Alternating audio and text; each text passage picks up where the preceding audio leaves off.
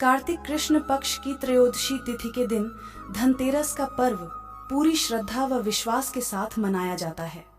धनवंतरी के अलावा इस दिन देवी लक्ष्मी और धन के देवता कुबेर की भी पूजा करने की मान्यता है। इस दिन को मनाने के पीछे धनवंतरी के जन्म लेने की कथा के अलावा इसके बारे में एक दूसरी कहानी भी प्रचलित है। कहा जाता है कि एक समय भगवान विष्णु मृत्युलोक में विचरण करने के लिए आ रहे थे।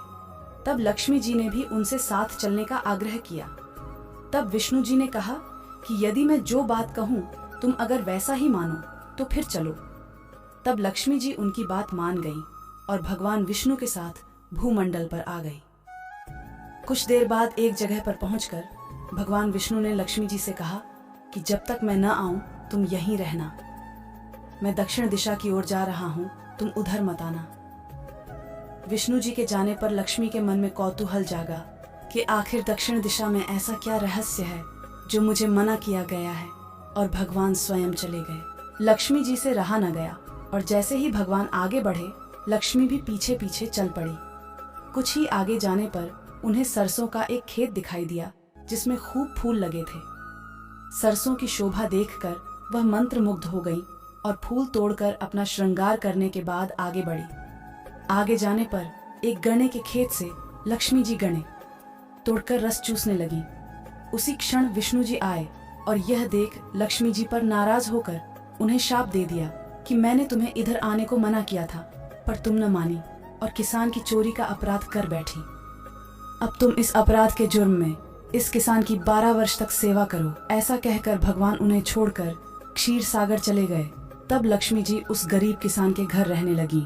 एक दिन लक्ष्मी जी ने उस किसान की पत्नी से कहा कि तुम स्नान कर पहले मेरी बनाई गई इस देवी लक्ष्मी का पूजन करो, फिर रसोई बनाना, तब तुम जो मांगोगी मिलेगा। किसान की पत्नी ने ऐसा ही किया। पूजा के प्रभाव और लक्ष्मी की कृपा से किसान का घर दूसरे ही दिन से अन्न, धन, रत्न, स्वर्ण आदि से भर गया। लक्ष्मी ने किसान को धन धान्य से पूर्ण कर दिया। किसान के 12 वर्ष बड़े आनंद से कट गए। फिर 12 वर्ष के बाद लक्ष्मी जी जाने के लिए तैयार हुई। विष्णु जी लक्ष्मी जी को लेने आए तो किसान ने उन्हें भेजने से इनकार कर दिया। तब भगवान ने किसान से कहा कि इन्हें कौन जाने देता है, यह तो चंचला है, कहीं नहीं ठहरती। इनको बड़े बड़े नहीं रोक सके। इनको मेरा शाप था, इसलिए 12 वर्ष से तुम्हारी सेवा कर रही थी। तुम्हारी 12 वर्ष सेवा का समय पूरा हो चुका है। किसान हठपूर्वक बोला कि नहीं, अब मैं लक्ष्मी जी को नहीं जाने दूंगा। तब लक्ष्मी जी ने कहा कि हे किसान, तुम मुझे रोकना चाहते हो तो जो मैं कहूँ वैसा करो। कल तेरस है, तुम कल घर को लीप पोत कर स्वच्छ करना। रात्रि में घी का दीपक जलाकर रखना और सायंकाल मेरा पूजन करना, और एक तांबे के कलश में रुपए भरकर मेरे लिए रखना।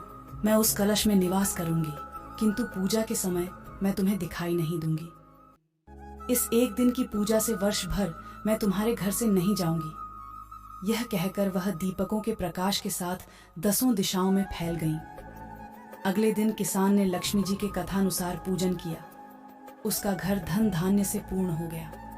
इसी वजह से हर वर्ष तेरस के दिन लक्ष्मी जी की पूजा होने लगी।